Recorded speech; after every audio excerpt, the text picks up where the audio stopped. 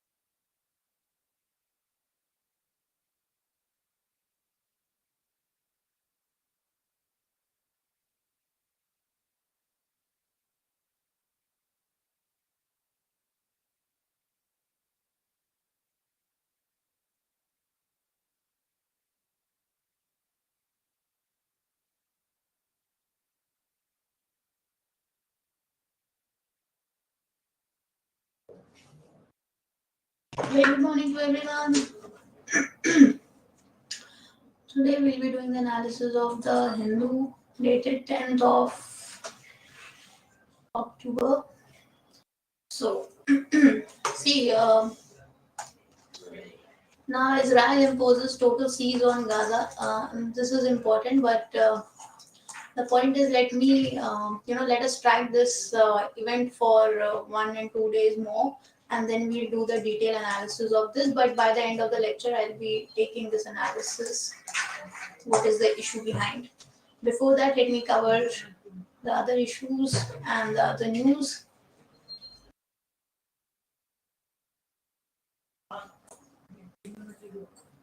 So here comes Claudia Goldin wins 2023 Economics Nobel Prize for research on workplace gender gap. Now, the Nobel Prize for Economics was awarded to Harvard University professor Claudia Goldin on Monday for research that has advanced the understanding of the gender gap in the labor market. So Ms. Goldin is just the third woman to win the prize out of 93 economics laureates. She has studied 200 years of women participation in the workplace, showing that despite continued economic growth, women's pay did not continuously catch up to men's, and a divide still exists despite women's gaining higher level of education and than men. Sorry. So what they are talking about is there is a high divide, or you can say there is a big divide.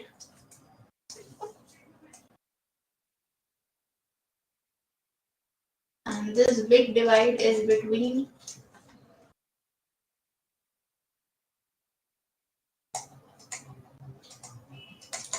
men and women regarding what? Labor or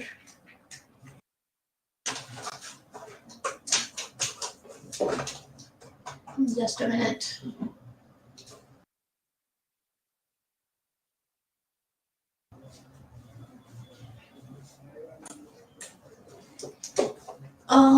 In the labor market. And labor market regarding what? The gender gap at workplace. So now you see what is happening is I have always been an optimist, but when I look at the numbers, I think something has happened in America that we in the 1990s our labor force participation rate for women was the highest in the world, and now it isn't the highest in the world. That means during the time of 1990s, the woman participation in America in the workplace was highest.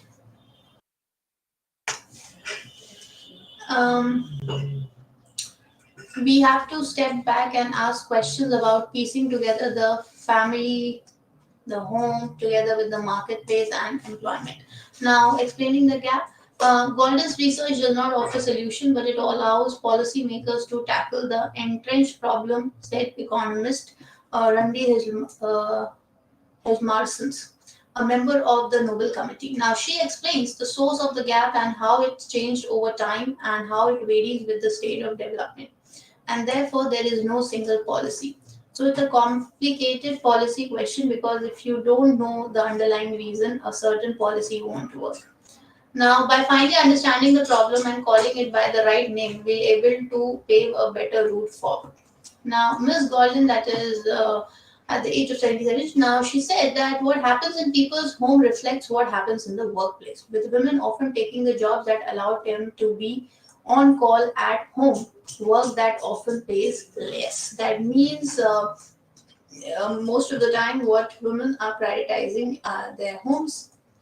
And when they are prioritizing their homes, what is happening is that the quality work or the high, you can say the prestigious works are mostly taken by men, and they are usually taking the works which often end up paying less.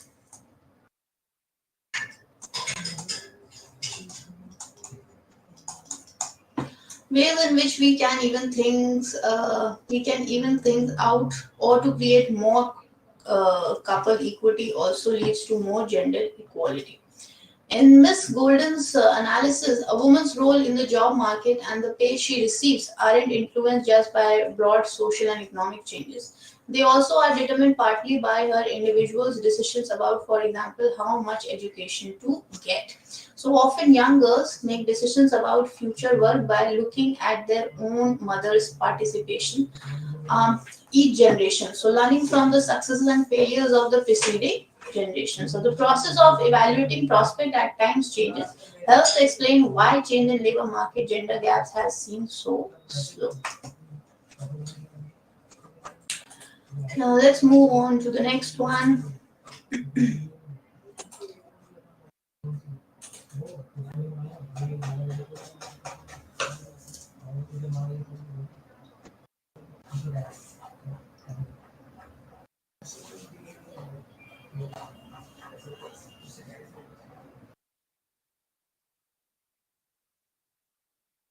Now, here we have mental health and the floundering informal workers. The theme of the World Mental Health Day. See, my previous analysis have also been there, and they have been continuously focusing upon mental health. One article was about mental health with respect to the elderlies. Now, the article, this one is with respect to the informal workers. So, what is happening is the theme World Mental Health Day this year is mental health as a universal human right.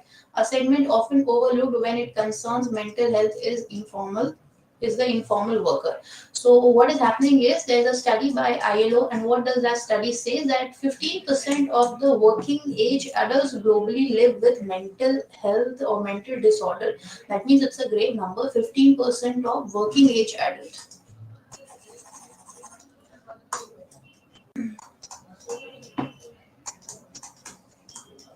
15% of working age adult globally live with mental disorder.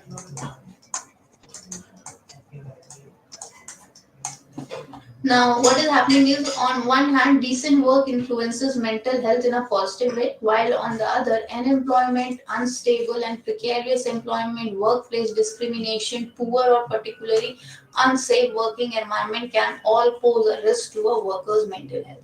Workers in low paid, unrewarding, or insecure jobs are working in isolation are more likely to be exposed to psychological risks, thus compromising their mental health. So you can say कि those job profiles where there is a high discrimination, or you can say there is you can say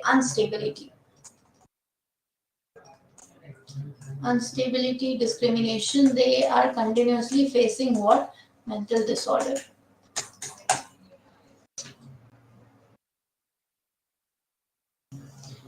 Now, what is the Indian experience regarding the same? So, India's informal workers account for more than 90% of the working population. So, the informal workforce in India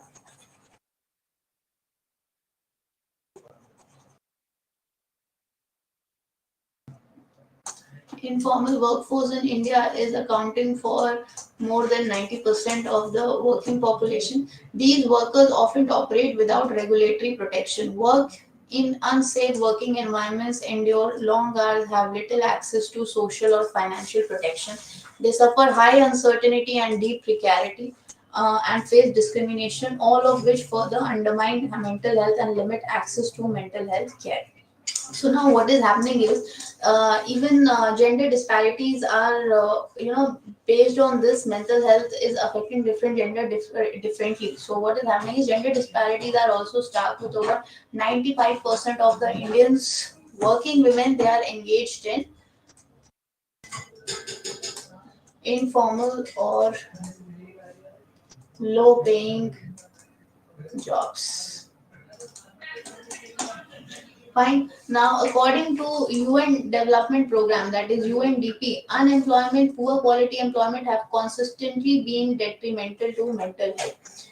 The Lok Niti group within the Center for Study of Developing Society, which interviewed this much of youth aging between this across these states, have shown that they are highly susceptible to negative emotions. So, youth unemployment is one of the highest in India. So the numbers here are coming again great. That means if highest unemployment is there in India, so what is going to happen? There is a stigma of unemployment,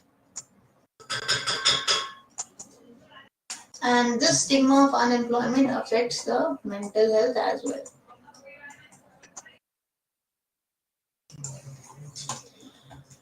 Moreover, an ILO, that is Indian International Labour Organization, highlights how young workers are shifting to more precarious and informal work, accepting less pay, poorer working condition out of desperation, and sometimes giving up the existing labor force altogether.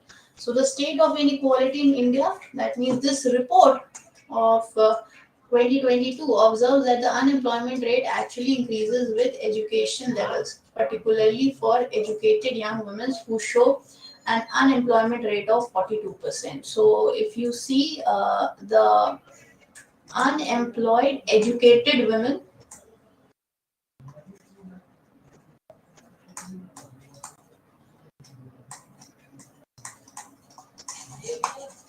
the rate is 42%. With this phase of demographic dividend, where half of India's population is of working age and projected to remain so for 2 decades, it is pertinent to think about the quality of employment, long-term social security for them.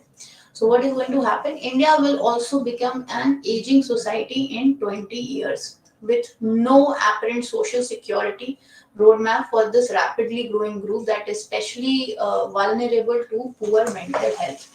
So what is happening is the census of India 2011 shows what, that 33 million elderly people are working post retirement in informal work. That means if there are 33% of or 33 million, sorry, 33 million number of people are working who have retired in the informal sector. So you can understand the mental condition of the people, where the country is not offering any kind of social security, because in that kind of environment it becomes very difficult to survive and stay. Another study by the ILO on elderly employment in India shows high poverty among them in terms of economic dependency and access to financial assets. The absence of proper financial and healthcare security among the working elderly can severely impact their physical mental health, aggravating their vulnerability. Now, what is happening on social security front? Uh, Informal workers face mental distress due to accumulating debt, rising healthcare costs, which are intertwined and mutually reinforcing. So, a study by Women in Informal Employment, Globalizing and Organizing among Informal Workers in Delhi, mostly migrants, indicates that recovery post COVID-19 remains uneven among the informal workers, Many still reports what food insecurity, skipped meals, or reduced consumption. So, what is the reason? There is so much of issue with the mental distress. There is food insecurity. People are skipping meals. There is reduced consumption. So, as observed by Kesav Deshuraj, India Mental Health Observatory, what have they said? That they had talked about multiple factors. These factors are your food security, access to livelihood, and financial stability. So, while certain schemes have received a higher allocation this year, others, such as Manrega, have seen their funding slashed. In 2021, the National Crime Record Bureau (NCRB) reported that 26% of the people who died by suicide were daily wage earners. So, if you see, right from the very starting of the article said that instability will lead to very deep mental distress, and the reports of NCRB are also showing that 26% of the people who died by committing suicide are basically the daily wage earners.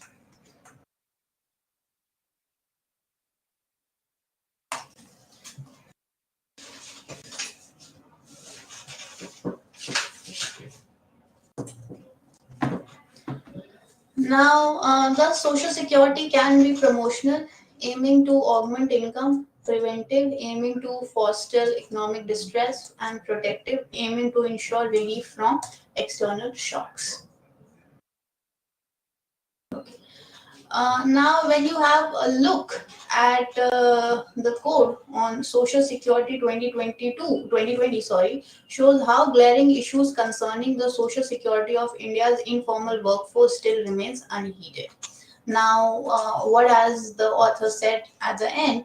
Informal workers, despite their significant contribution to national income, are perennially exposed to various economic, physical, and mental vulnerabilities. Now, this is, very much true also. See, these people are contributing to the economic workforce. They are contributing immensely towards the uh, development of the country, national income, etc. But these people are the one who are at the receiving end. And when I talk about the receiving end, that means though their contribution is immense towards the national income, but they are what they are missing out on what social security aspect. Now, India's budgetary allocation for mental health has over focused on the digital mental health program. As the World Mental Health Report 2022 observed, addressing mental health involves strengthening community based care, people centered, recovery oriented, and human rights oriented care. Now there's an urgent need for proactive policies to improve what mental health recognition and action. This is critical in upholding the basic human rights to good health. And when we talk about good health, mental health again plays a very important role over there. So what you need to do is that you need to know that a good health is encircling one another aspect, and that another aspect is your mental health. So um, including mental health in advancing to SDGs, especially SDG 3. Now, SDG 3 is what? Your Sustainable Development Goal 3, which talks about good health and well being, and SDG, that is your Sustainable Development Goal 8, on decent work for all economic growth. Fine, this was the article with respect to your mental health. Let's move on to the next one.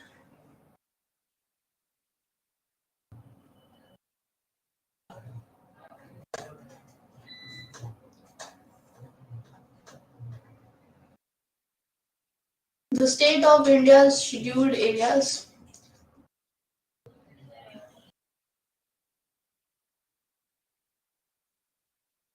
Now, this is very important with respect to your Indian society section, social justice section,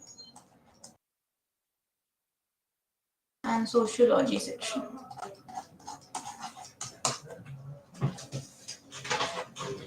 India's 705 scheduled tribe communities, making up 8.6% of the country's population, live in 26 states, 6 UTs. Now, Article 244 pertaining to the administration of scheduled and tribal areas is the single most important constitutional provisions for ST. Now, 244.1 provides for the application of fifth schedule provision to scheduled areas notified in any states which are other than your Assam, Meghalaya, Tripura, Mizoram. So the sixth schedule applies to these states as per Article 244.2. Now, if you see the first map, they are talking about the geospatial representation of the scheduled area district. And the second one is geospatial representation of the full and partial scheduled area districts. Now, here in the map you see, they are showing that this is your fifth scheduled area districts, these orange one.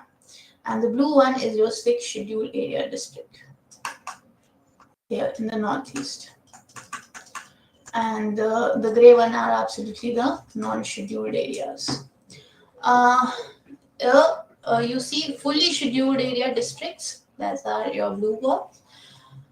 Red one is partially scheduled areas, and again these are non-scheduled. Now, what are scheduled areas? Scheduled areas cover 11% of India's land area and have been notified in 10 states. Now, what are those? Andhra Pradesh, Telangana, Odisha, Jharkhand, Chhattisgarh, Madhya Pradesh, Rajasthan, Gujarat, Maharashtra, and Himachal Pradesh. Now, in 2015, Kerala proposed to notify what? 2,100 habitations, 5 gram panchayats, and 2 wards in 5 districts as scheduled areas.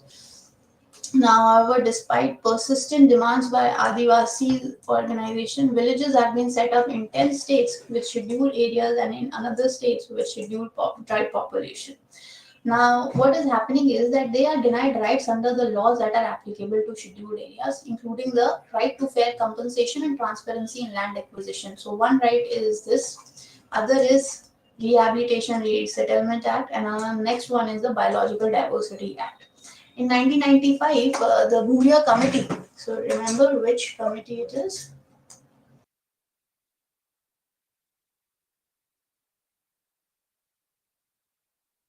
Bhuria Committee constituted to recommend provisions for the extension of Panchayat Raj to scheduled areas recommended, including these villages, but this is yet to be done. So, how are these scheduled areas governed? So the President of the India notifies India's scheduled area. So who is the one or which authority is going to decide or notify the scheduled area? It is the President notifying.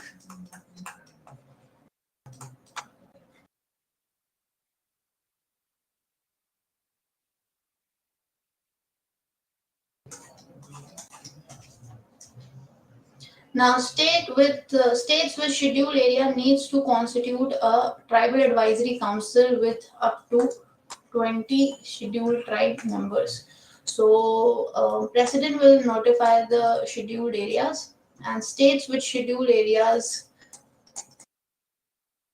will constitute what? Tribal advisory council.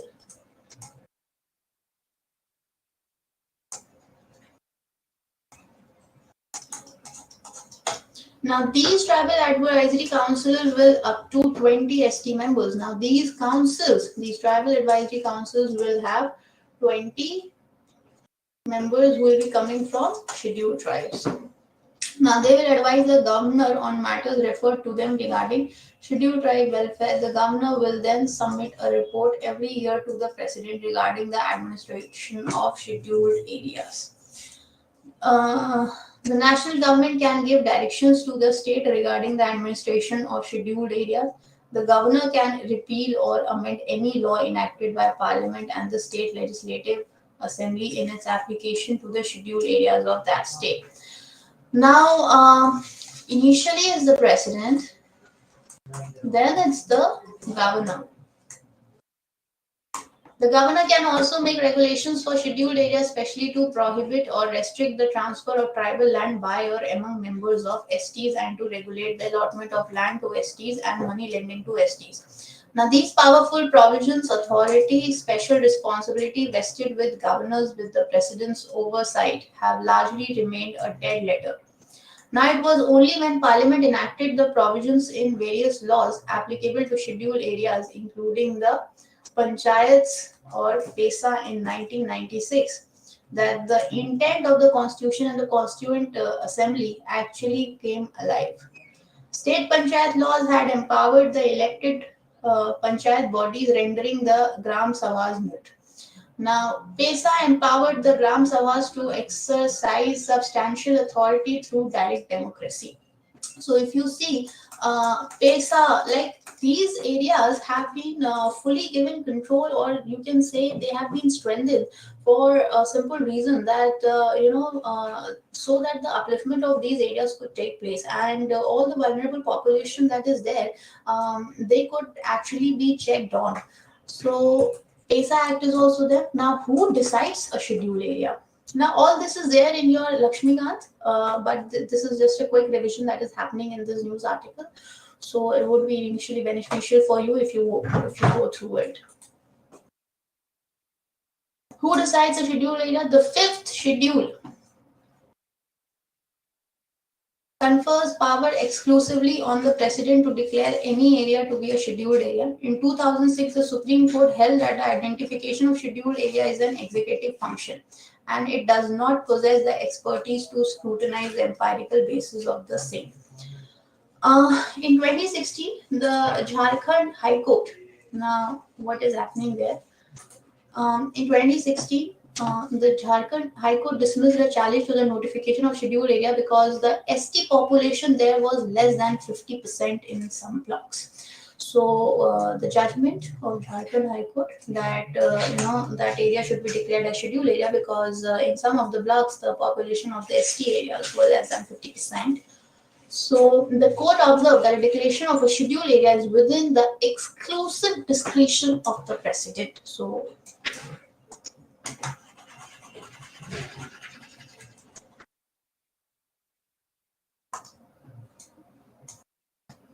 So what is there? That is the declaration of scheduled areas is within the exclusive discretion of president.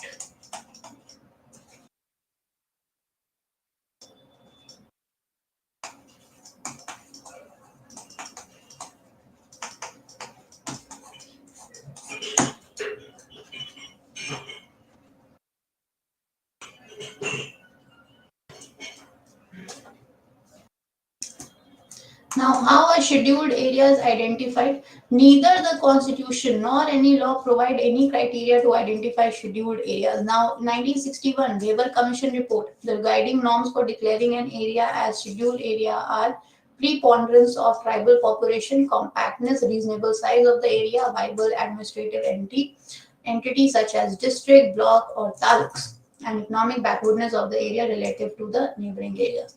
No law prescribes the minimum percentage of STs in such area nor a cutoff date. The said 2002 Scheduled Areas and Scheduled Tribes Commission has recommended that all revenue villages with 40% and more tribal population according to 1951 census may be considered as scheduled areas on merit.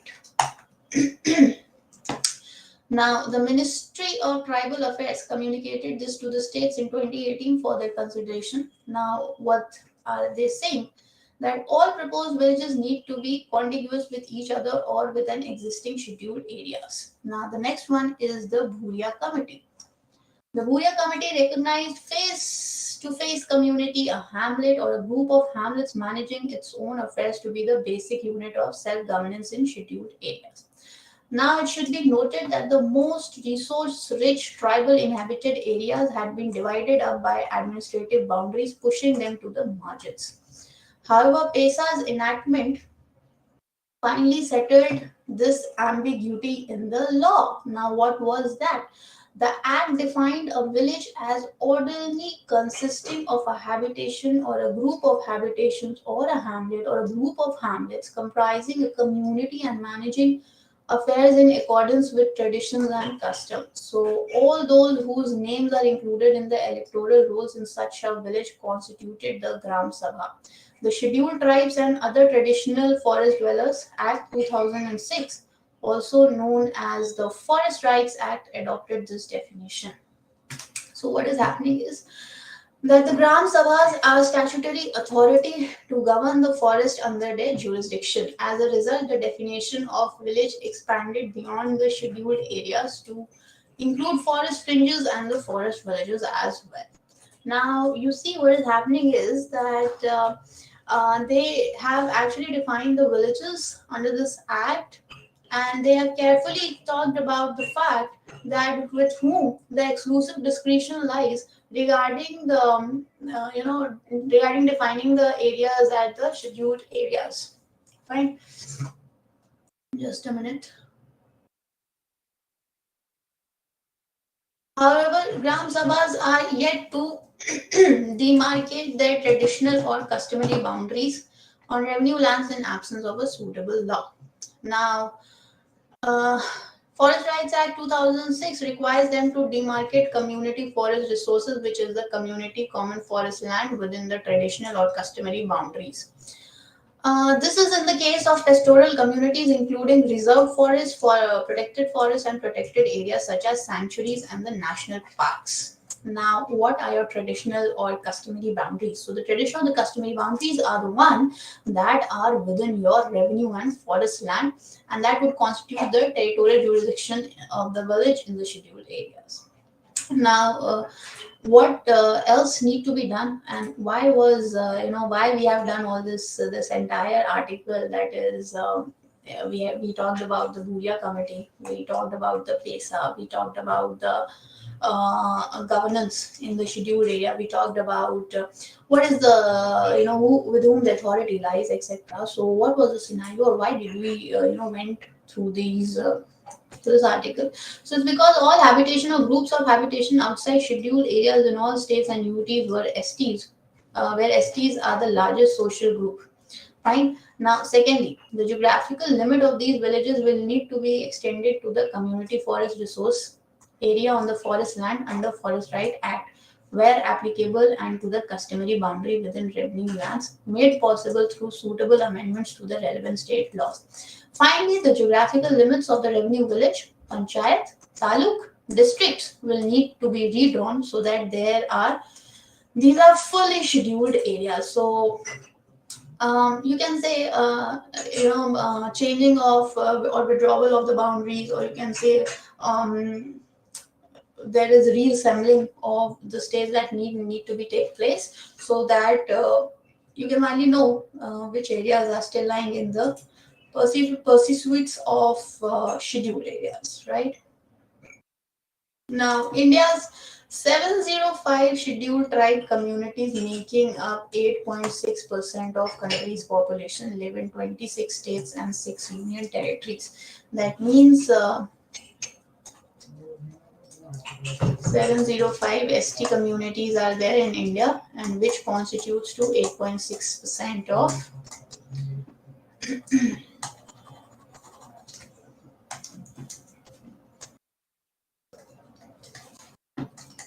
country's population, and they live in 26 states and 6 UTs. However, despite persistent demands by Adivasi organizations, village have been left out in 10 states with scheduled areas and in other states with scheduled tribe populations. Now, based on the 1961 Devar Commission report, the guiding norms for declaring an area scheduled areas are preponderance of tribal population, compactness, reasonable size of the area, viable administrative entities such as district, block, or taluk, and economic backwardness of the area relative to the neighboring areas.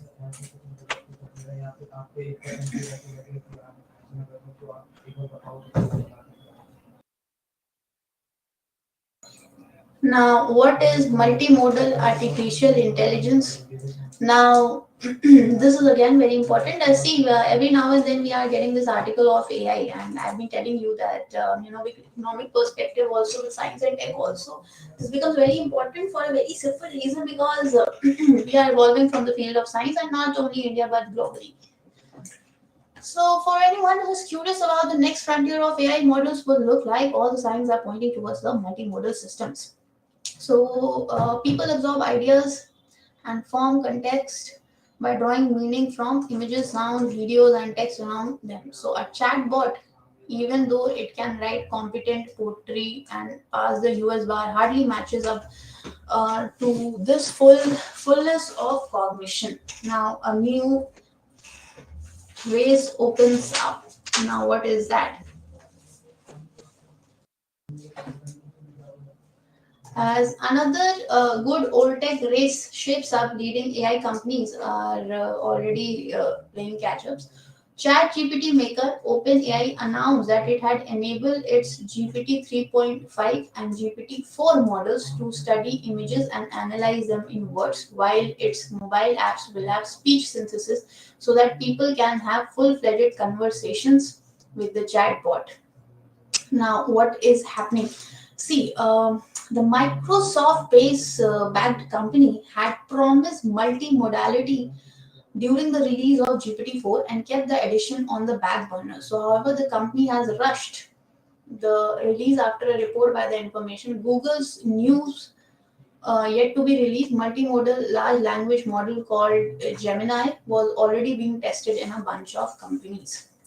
Now, the report also stated that Google had an easy advantage over competitors in multimodal work because of its readily available bank of images, videos via search engine and YouTube. But OpenAI is moving fast to make inroads. So, company is actively hiring multimodal experts with pay packages due to hefty this much per year. So, how does now the question arises? How does this multimodality works? Multimodality itself isn't a novel thing. So the past couple of years have seen a stream of multimodal AI system being released. So like OpenAI's text to image model, this DAL.E upon which ChatGPT's vision capabilities are based is a multimodal AI model that was released in 2021. So DAL-E is in fact the model which kick-started the generative AI boom and is underpinned with the same concept that runs other popular AI image generators like Stable Diffusion and Mid-Journey, linking together text and images in the training stage.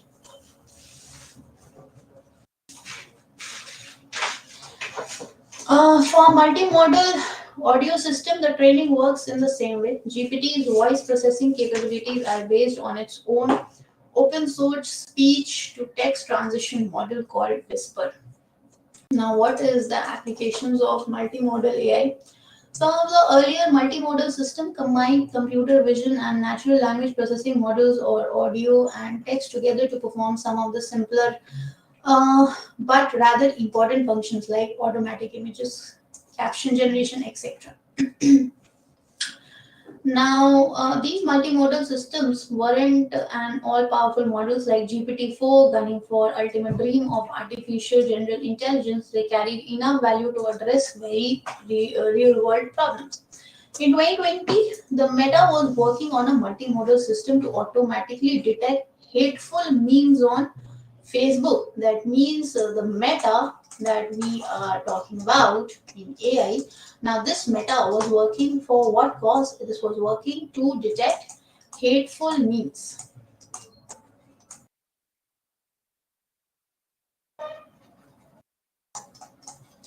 Facebook. Hateful memes on Facebook. Now, what is happening over here is, just a minute. Meanwhile, Google researchers published a paper in 2021, both a multimodal system they had built to predict the next line of dialogues in video. So, but there are other very complex systems as well.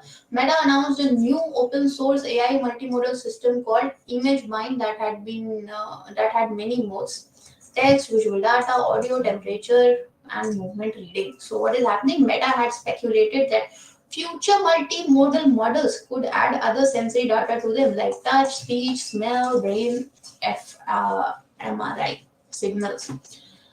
What is the idea behind this? Now, the idea behind this is to have a future AI system, and what will be this kind of future AI system going to do? Now, this is cross-references data in similar ways that current AI system do for text input. Now, how is that possible? For instance, a virtual reality device in the future might be able to generate not just the visuals and the sounds of an environment, but also other physical elements. A simulation of a beach could have not just the waves crashing on the shore, but also the wind blowing and the temperature there. So, if that sounds too futuristic, there are other uses that can be found closer to the world we live in now, and that is autonomous driving and robotics. That means, see, what is happening is altogether we are living in a world where right now we are using the technologies where we will be having what, or we are using technology of autonomous robots. Fine. So, how this multimodal system is going to engage the users with them? That is the question. Other industries like medicine are inherently multimodal, according to a post by Google Research.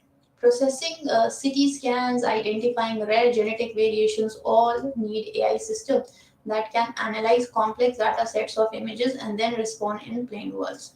So, Google Research Health AI section has been working at this for some time now, having released papers around what is the ideal method to integrate multimodal AI system in this field.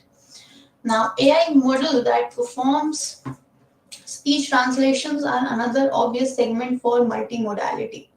Google Translate uses multimodal, as do others like Meta's seamless M40 model, which was released last month. The model can perform text to speech, speech to text, speech to speech, text to text translations for around 100 languages.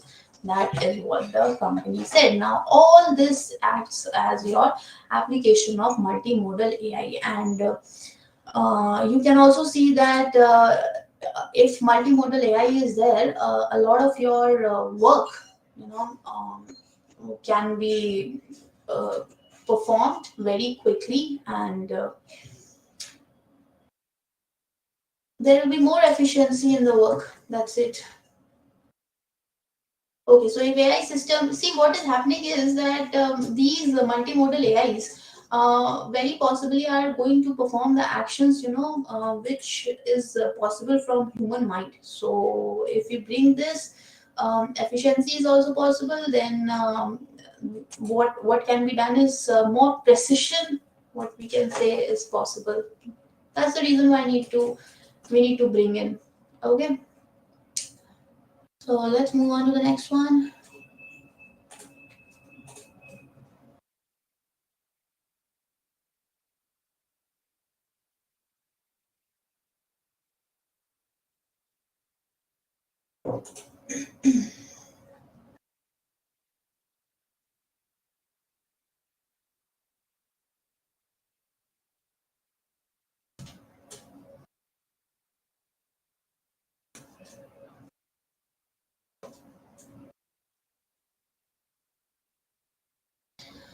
Now, urban unemployment rate drops to 6.6% in Q1. That is your first quarter. The periodic labor force survey carried out by NSSO, that is PLFS, is carried out by NSSO, has reported that unemployment rate in urban areas of the country has shown decrease during the period of this. Similarly, the labor force participation rate for person aged 15 and above and the workers' population ratio has also improved during the period. This national survey process detail from first day sampling, and this is from urban houses. That means they are talking about from where they have referred people.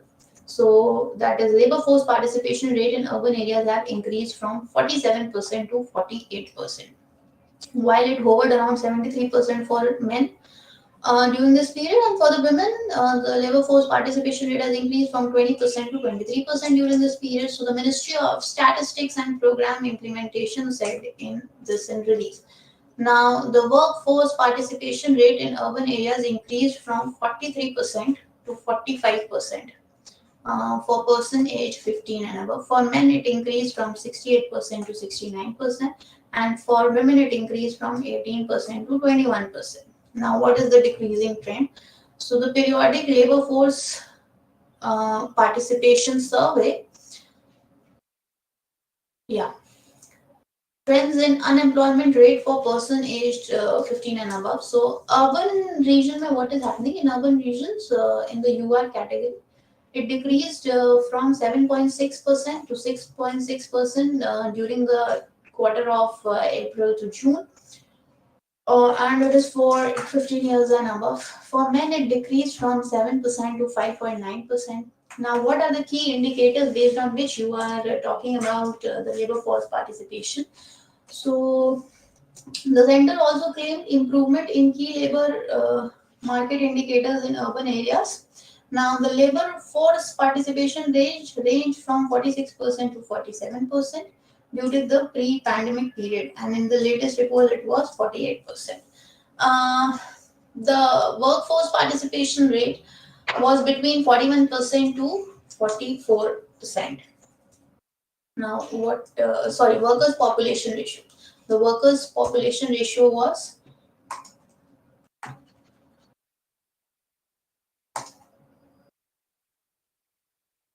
the workers' population rate was 41% and 44% before the pandemic, and now it is 45%.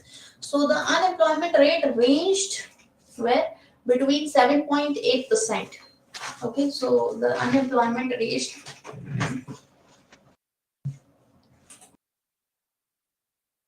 7.8% and 9.7% during the pre-pandemic period, and the latest survey it was 6.6%. So you need to know about the labor force participation. You need to know about the agencies that carry on this survey, etc.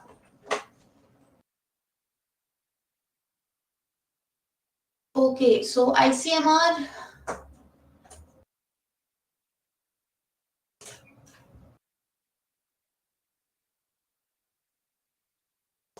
Just a minute.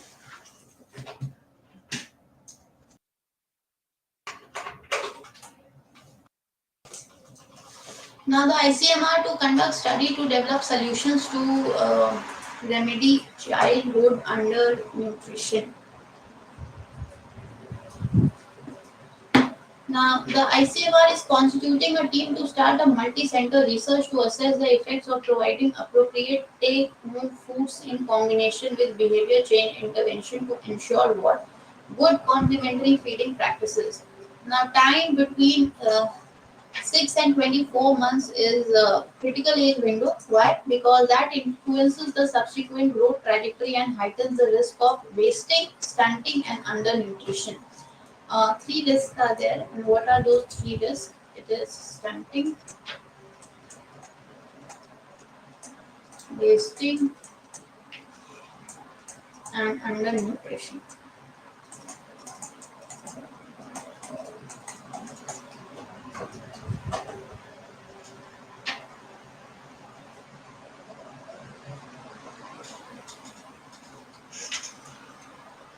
If the diet and care environment of children is not optimal, the period typically determines a child's growth, development, and future potential. Complementary feeding is defined as the process starting when breast milk alone is no longer sufficient to meet infants' nutritional requirements, resulting in the need for other foods and liquid along with breast milk. So, what is happening is listing out the challenges in complementary feeding. The ICMR will maintain that there are often suboptimal practices, including inadequate quality or quantity of foods, poor feeding practices, complementary feeding being initiated too early or too late, or being provided in quantities that are too small and frequent. If noted, take home ration program aim to play a critical role in improving the nutritional intake of children. Now, if you see, there have been a constant effort that is made by the country as well as the government so as to lift people from or so as to bring to remove this undernutrition problem among the children. And how is this being done? One such scheme for this is your take home ration scheme. So what they are talking about that this scheme aims at improving the nutritional intake of children. However, continued poor complementary feeding practices suggest that there is a need to relook at the program and make strategic adaptations to increase its impact and reach through improving quality and nutritional content of the take-home ration. It, it suggested that apart from providing the right food, ensuring that an infant or young child is actually eating it is equally critical. As part of the project, the selected researchers will be invited to join the research team. They will collaborate to develop a full research proposal and roll out the multi-center research project, which will be coordinated by ICM.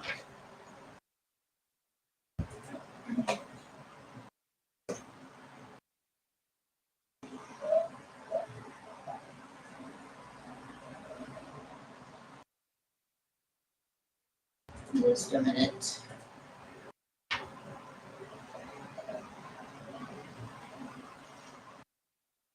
Fine. Now let's talk about the Israel's issue.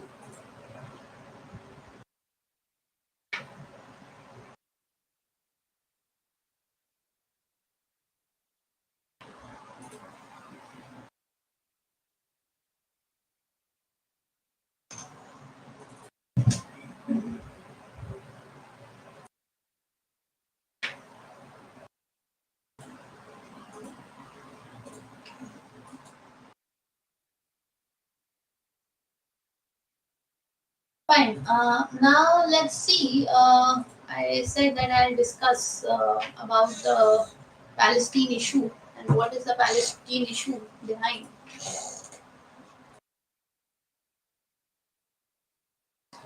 Okay. So let's talk about the Palestine issue. Now, what is the issue behind? See, the point is that it was back very early when the seed of the conflicts, that was light between the two states. So what happened? I'm not going very deep, but I'll tell you in short. What happened was that, see, in 1967, what happened was that there was an Arab-Israel war, and this Arab-Israel war. Just a minute.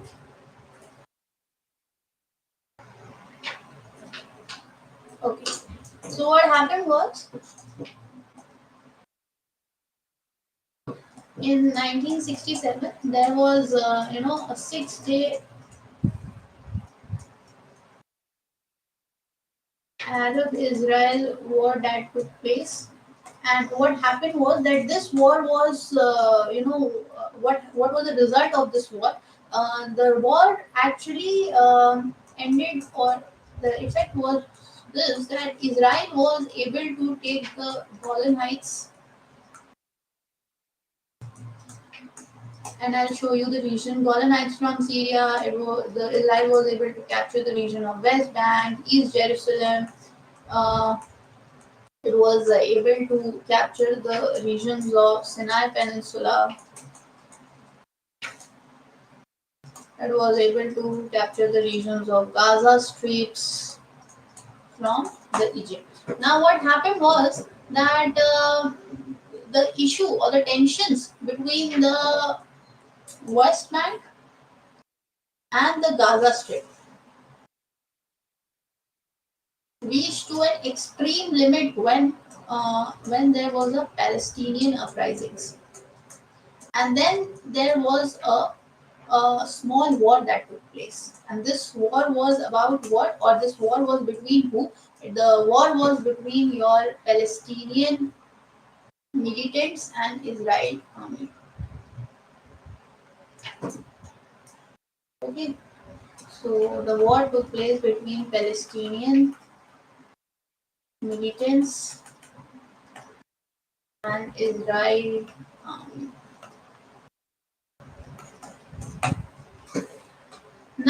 the whole issue is lying between this Hamas.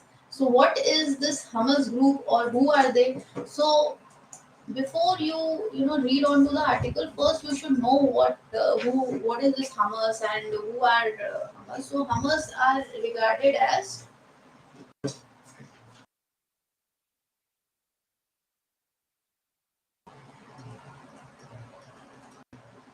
terrorist organization.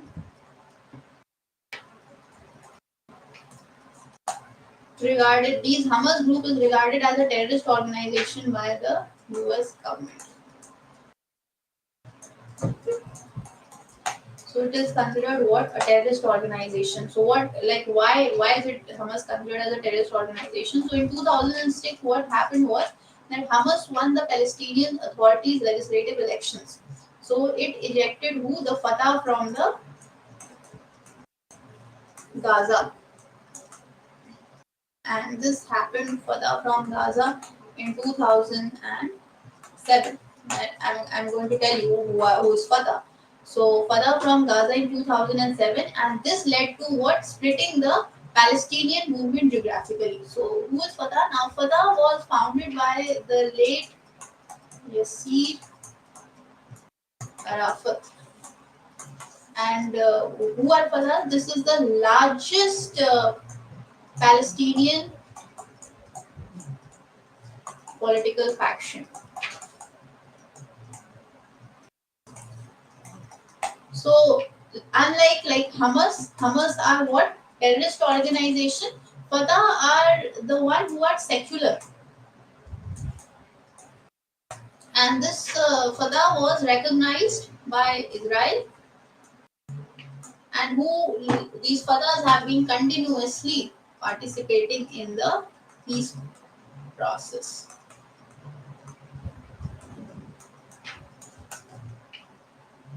Fine. Now, what is see? If you have a little bit idea, you must be knowing that there was a two-state solution that was being talked about.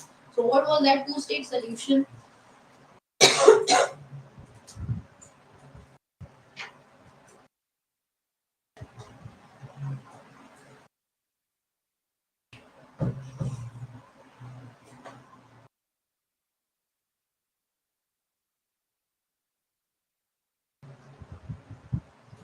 Two-state solution.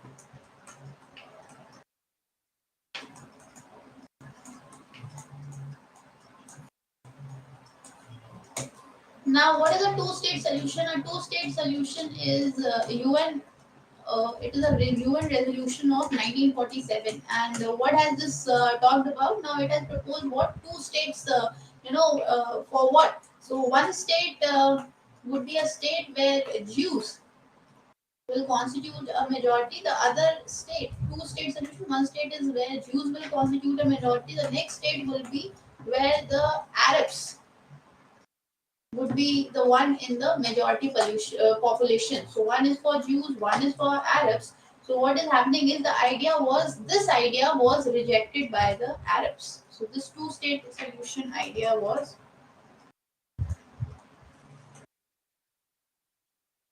rejected by Arabs.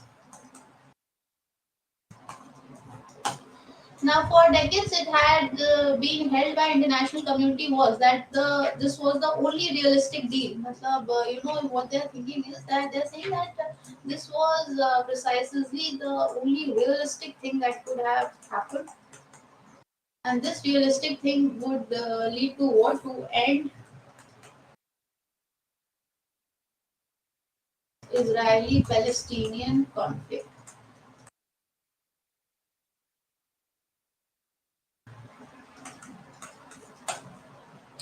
Now, the point is, see, all the issue that is happening, this shall be your homework for all those who are listening. This will be your homework to decide and to think, um, what is the issue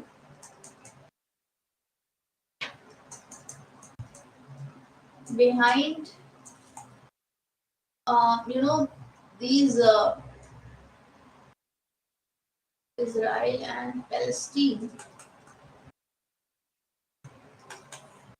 So that UN resolution has talked about two-state solution, but the point is that why is this solution not achievable?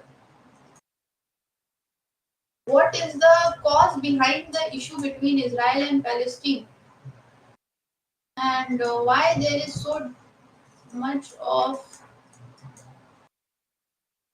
difficulty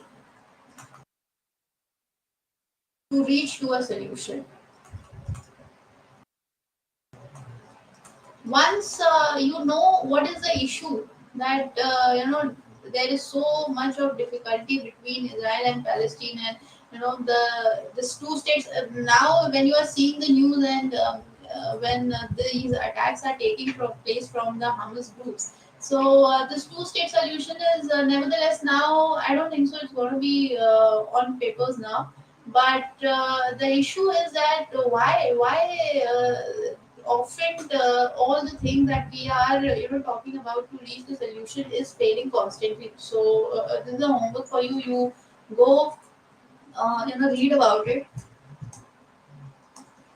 why the issue is not getting resolved, or you can just know the reason of conflict between Israel and Palestine. So reason of conflict. Okay, thank you so much.